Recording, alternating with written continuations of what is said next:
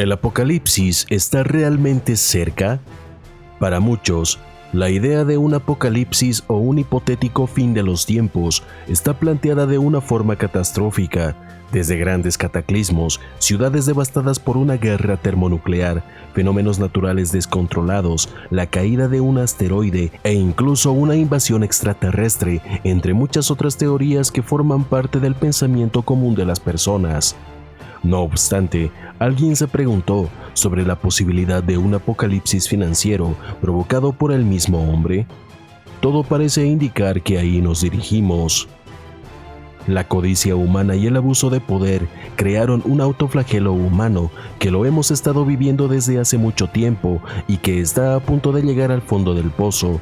Y es que quizás la verdadera idea de un apocalipsis tenga que ver con la destrucción de la economía y las posteriores consecuencias que el mundo podría vivir a partir del colapso bancario y el próximo reseteo del sistema financiero.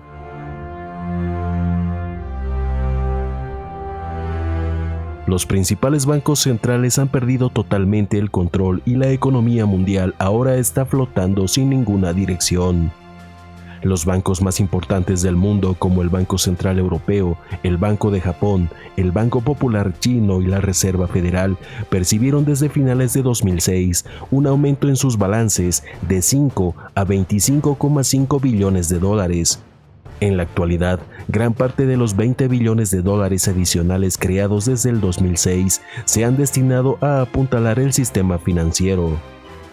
Pese al crecimiento durante estos 14 años, paralelamente, la deuda global se ha disparado de 125 billones en 2006 a 280 billones en la actualidad, lo que quiere decir que los bancos centrales desorientados están haciendo lo único que saben hacer y lo que más temíamos que hicieran: imprimir cantidades infinitas de dinero con valor cero.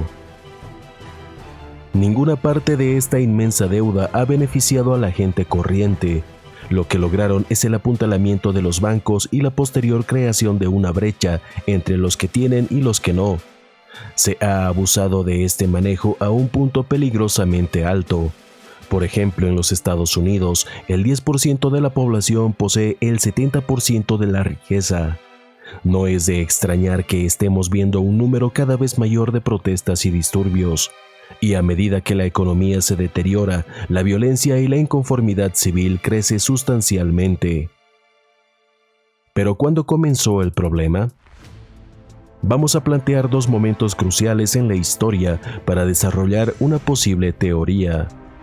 El primero comienza el 23 de diciembre de 1913 con la creación del Sistema de Reserva Federal, o más conocida como la Reserva Federal, que está encargada de custodiar parte de las reservas de los bancos miembros estadounidenses, los federales y los estatales asociados voluntariamente. Un sistema creado para sacar adelante el funcionamiento eficaz de la economía en Estados Unidos. George Selgin, profesor de economía en la Universidad de Georgia, considera que la idea de que un banco central sea necesario no es verdad. Desde un punto de vista histórico, no es difícil demostrar que la creación de los bancos centrales no fue necesaria.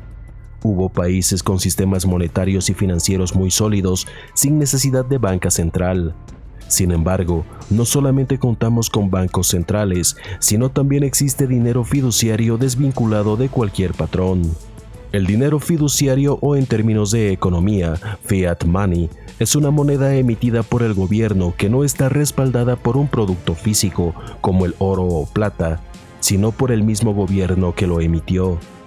Un claro ejemplo es el petrodólar o petrodivisa, obtenida a través de la venta de petróleo y vigente desde el año 1973. El valor del dinero fiduciario se deriva de la relación entre la oferta y la demanda y la estabilidad del gobierno emisor, más que el valor de una mercancía que lo respalda, como es el caso del dinero mercantil.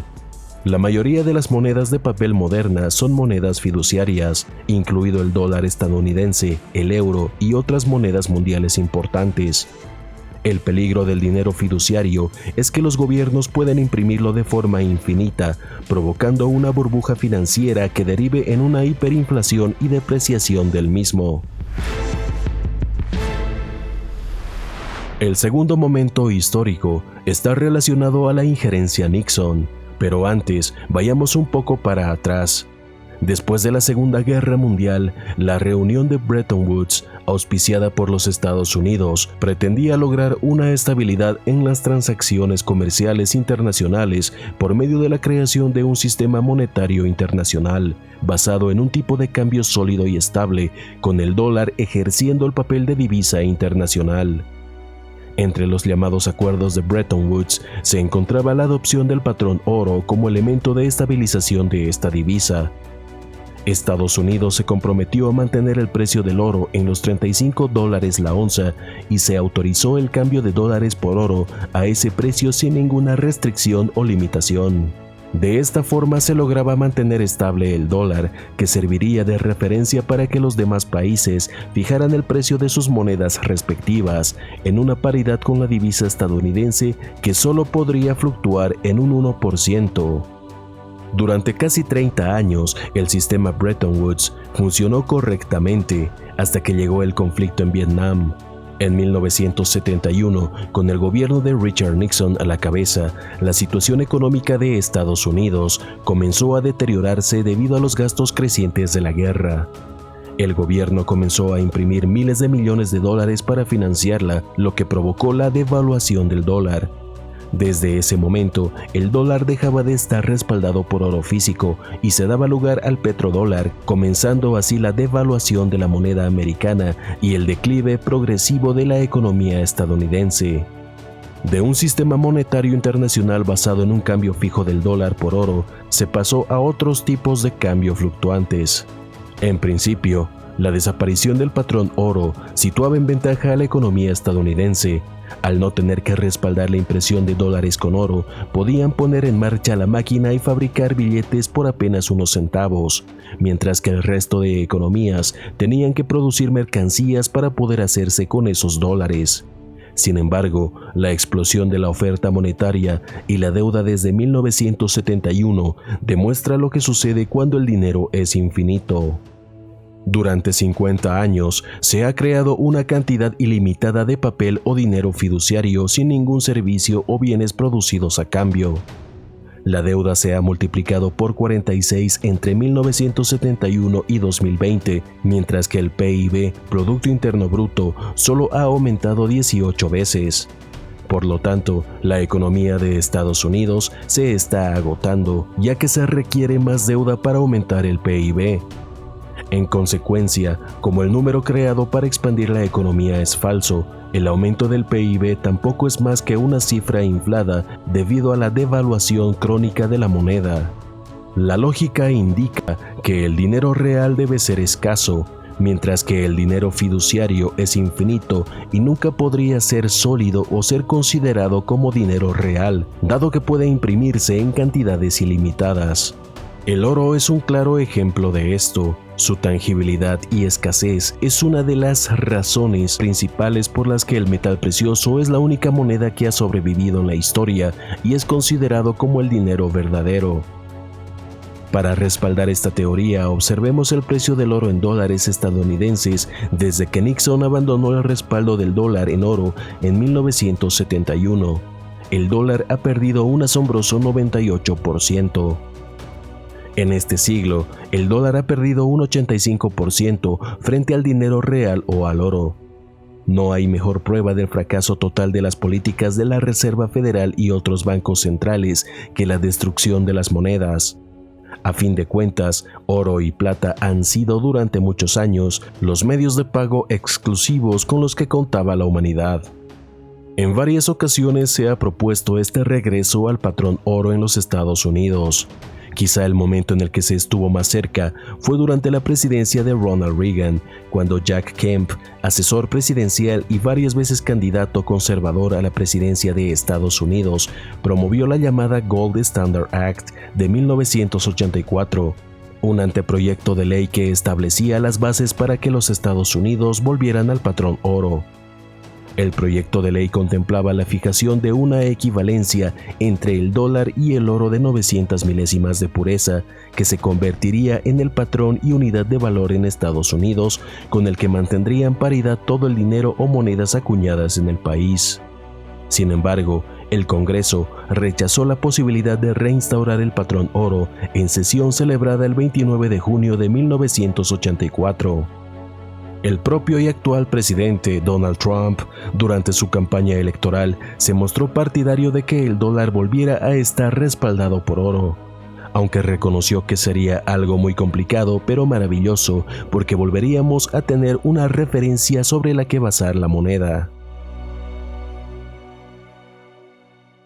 El virus de 2020 ha servido como un catalizador y al mismo tiempo como una aguja para reventar la mega burbuja financiera que venía inflándose desde hace décadas. La crisis económica generada por la pandemia ha provocado que la Reserva Federal y los principales bancos del mundo impriman dinero de forma ilimitada sin precedentes, lo que llevarán a una inminente devaluación del dólar y muy posible hiperinflación. En vista de esta crítica situación económica, estos últimos meses los principales medios e incluso los mayores expertos en economía han estado hablando del inminente y necesario reseteo del sistema financiero e incluso de la vuelta al patrón oro. Sin embargo, esto no es tan fácil, dado que una de las consecuencias de las que más se ha estado hablando es el quiebre de los principales bancos a nivel mundial. Esto probablemente conduciría a un colapso sistémico con la implosión de todo el sistema. La Reserva Federal y el Banco Central Europeo están conscientes de lo que está pasando y seguramente implementarán medidas como las de detener retiros, rescates, tasas negativas, etc. Otra posibilidad que se maneja es que haya una nueva moneda de reserva en forma de criptodólar, criptodivisa o una moratoria de la deuda y un posible reseteo vinculado en parte al precio del oro. Aunque esto podría funcionar solo por un periodo limitado, dado que los chinos y los rusos no estarán de acuerdo y desafiarán la solidez financiera de Estados Unidos, así como el nivel real de sus tenencias de oro, que probablemente sea inferior a las 8.000 toneladas declaradas. Qué casualidad que ya en 1988 la portada de la reconocida revista The Economist hiciera alusión de lo que sería una futura moneda global basada en oro que sustituye al dólar. ¿Será que esto se cumple muy pronto? Lo cierto es que ya se habla de una futura moneda digital o una criptodivisa basada en el patrón oro. Todo parece indicar que el sistema financiero global que conocíamos está llegando a su fin. El reseteo ya está en curso y el proceso no será nada pacífico. Por el contrario, será bastante caótico, especialmente para quienes no estén preparados. En definitiva, el sistema bancario no sobrevivirá en su forma actual, y es en este momento cuando el mundo se dará cuenta de que los bancos centrales han perdido totalmente el control del sistema, ya que se reconocerá que el dinero que están imprimiendo tiene un valor igual a cero. Desafortunadamente, cuando lleguemos a ese punto, y todo indica que ya lo estamos, los gobiernos a nivel global también estarán desorientados e impotentes ante esta situación, en especial para los que no tengan un modelo económico alternativo para el futuro. Mientras no haya un modelo económico estable instaurado a nivel global, este vacío generará graves conflictos sociales, dado que las empresas podrían quebrar y no habría empleos ni trabajos, y mucho menos dinero. Esto llevaría a un periodo de desconcierto, desesperación y anarquía por todo el mundo.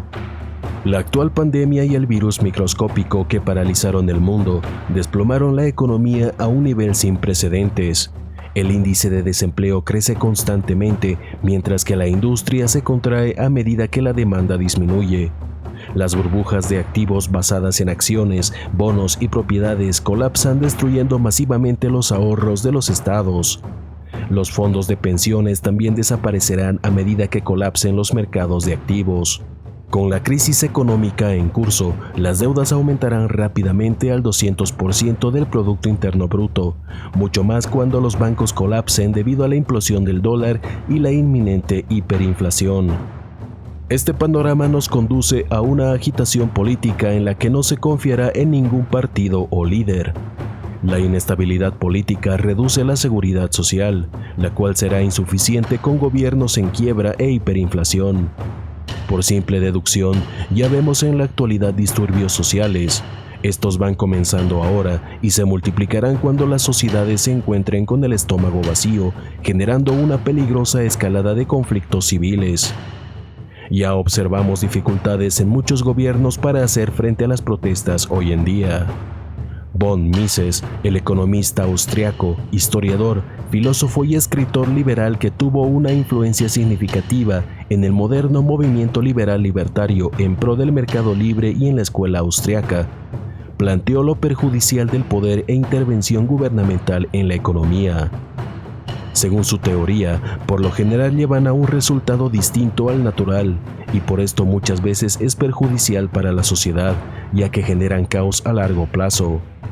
Rescatamos de este célebre personaje una cita que viene como anillo al dedo. Lamentablemente es un escenario oscuro, pero la suerte ya está echada y no veo ninguna posibilidad de evitar una catástrofe final y total del sistema monetario involucrado. Es fundamental prepararse para este inminente apocalipsis financiero.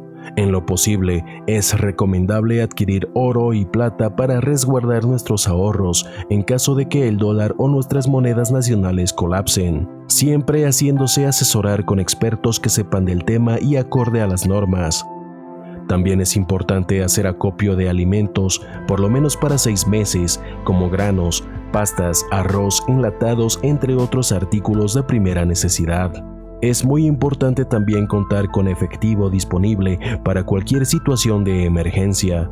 Ante todo, es primordial mantener siempre la calma y analizar cuál es la situación política, económica y social en nuestro país para tomar las respectivas acciones.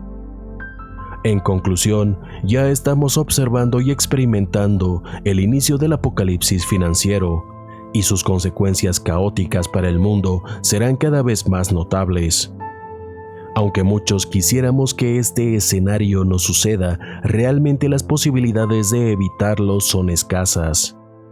Es solo cuestión de semanas para empezar a ver el verdadero impacto del quiebre sistémico.